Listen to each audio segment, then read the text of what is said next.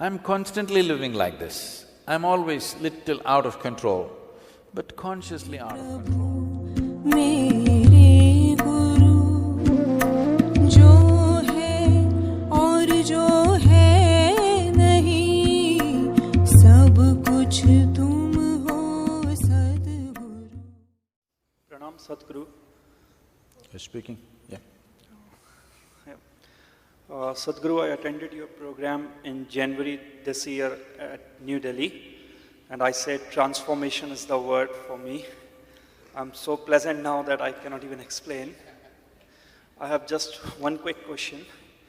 In one of your interviews, you said that yoga is aligning ourselves to this cosmic geometry. Can you say something about Bhakti yoga in this context? Thank you.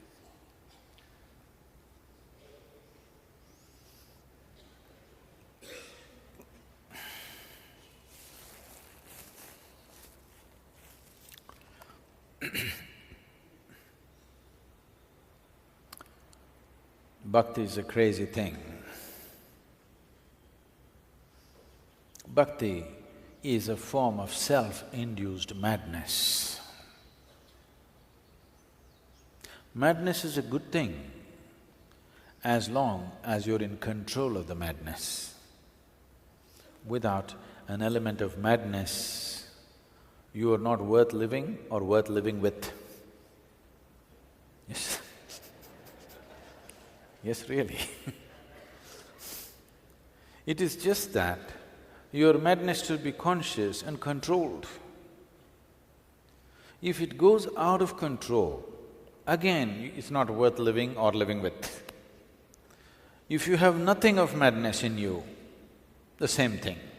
You need a little. This again and again brings me back to this. I must have told you a few times. When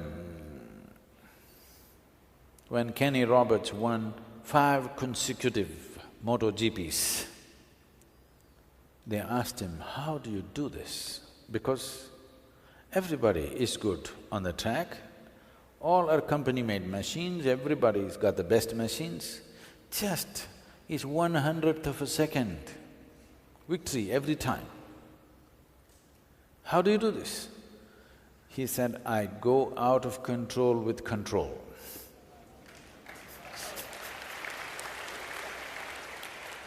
Just that little out of control. You have the courage to go out of control, but you're in control. If you go out of control totally, you're gone. If you don't go out of control, you are I-to-RAN racer. You complete the circuit every time, safely. Yes? It's very safe to come last. It's very dangerous to come first, because you're going out of control in many places, but with control. So that is a fine edge to life. It will come because in whatever field it is, it will come with enormous sadhana. Without that, it will not come. I'm constantly living like this. I'm always little out of control, but consciously out of control. It takes a certain level of sadhana. If suppose it's about motorcycles, there must be sufficient sadhana as to what it is all about. Then you can afford to go out of control. If you are somebody who thinks just balancing on 2 wheels is a great circus, now you don't try such things. Similarly with life, whether it's business or personal lives or whatever we do, to go out of control, you must have necessary input in the background. Otherwise, you cannot afford to go out of control. First of all, you wouldn't dare to go out of control. So bhakti is a crazy thing where somebody is consciously going mad.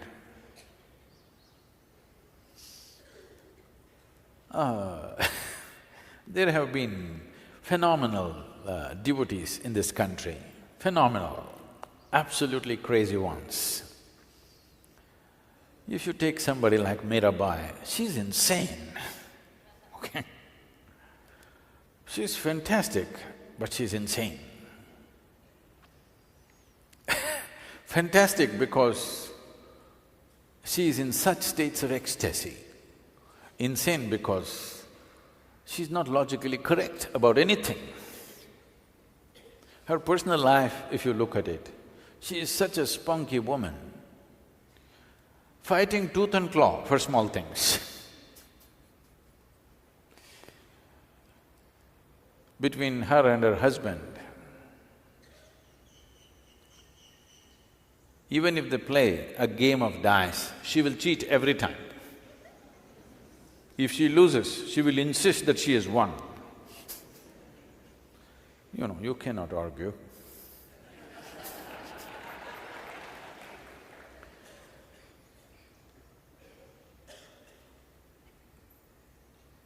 But she's achieved a certain sweetness within herself with this madness, which is unbelievable, which is the envy of anybody. So this is the nature of a devotee, consciously mad. If they want, they can roll back their madness. Those of you who've been in Bhava Spandanas, you have seen what it means to go consciously mad.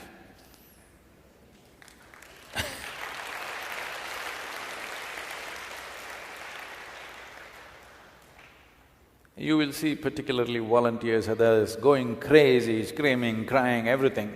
Next moment they have to do something. They're just doing it, arranging the chairs, putting the name tags, arranging the carpets and serving food.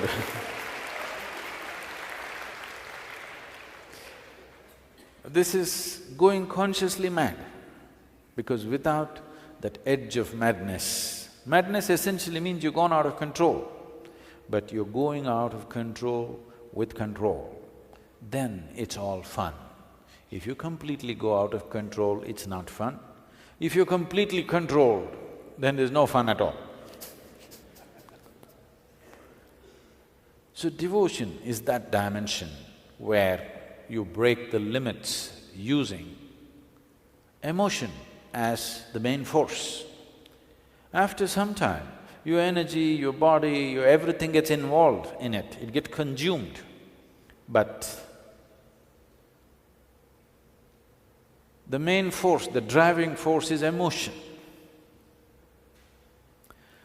Now, I don't know, maybe a few of you, some of you witnessed the making of the Devi. How many of you were there for the consecration of the temple? But before that I was working with a few other people.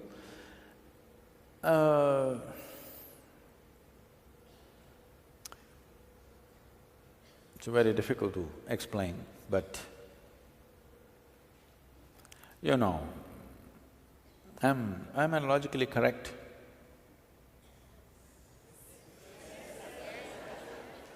Hey, whatever I say, you must say yes. Am I logically correct generally? Yes. Generally. That's an insult. I'll take it, it's all right. But for those few months, I slowly worked myself into a certain level of devotion, where everything about me within myself started changing dramatically. My energies, many things changed. I don't want to go into the detail. So many aspects of me changed simply because I just transformed myself into a devotee. The way I went at it, people thought I'm going to live in the Bhairavi temple. Yes. If I just look at Bhairavi, tears come to me and people thought I'm going to live in the Bhairavi temple, but I never enter the Bhairavi temple except for some administration and maintenance purposes. Never going there as a devotee anymore. But for those few months, I was an absolute devotee, kept all my logic aside, simply drove myself into it because it was needed for that purpose, otherwise that won't happen. So devotion is another dimension of intelligence.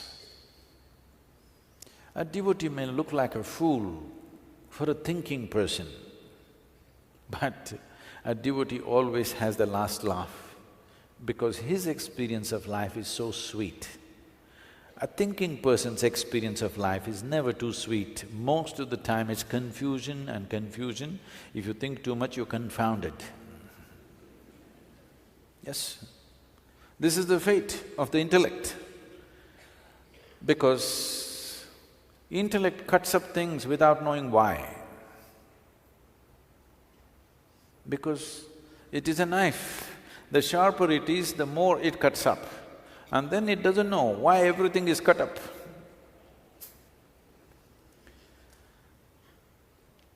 Devotion is a different dimension of intelligence. What an intellect may take 100 years to know, devotion can know in a moment. Because devotion is the power of inclusion. Intellect is the power of dissection. Intellect is exclusive. Devotion is absolutely inclusive. It is just that if you do not have a stable intellect and then you go into devotion, you may go mad.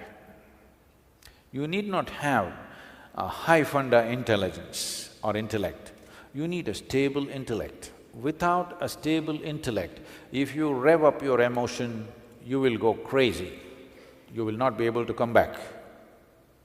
So a devotee needs a stable intellect, but a fiery emotion.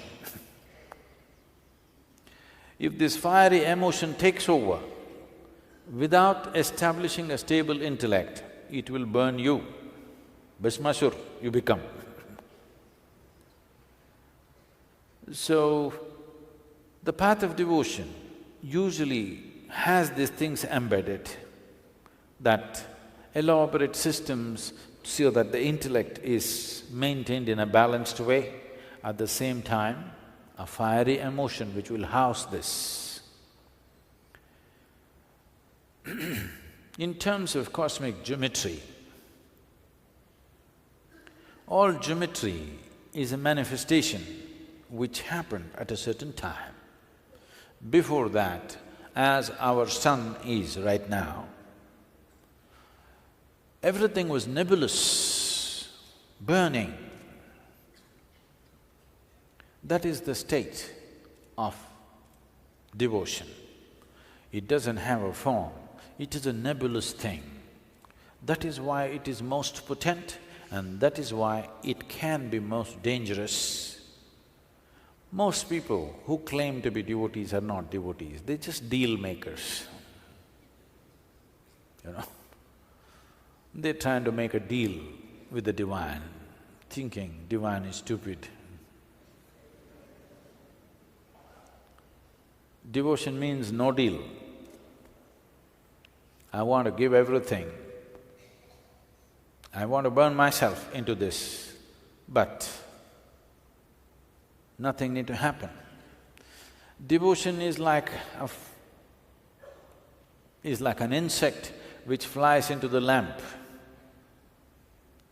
Initially it goes round and round, but then it gets so mesmerized by the light, it goes straight in and it becomes light. It loses its life, but it becomes light. So that is the geometry of devotion. If you lose yourself, you become what you're devoted to. If you're devoted to the divine, in the process if you lose yourself, only when you lose yourself, you become the divine, you are not a devotee of the divine. So this is its geometry, it's a different dimension of geometry. It is not square and hypotenuse kind of geometry. It is the geometry of the nebulous. It is not the geometry of the material. It is not a geometry of form, it is the geometry of the nebulous.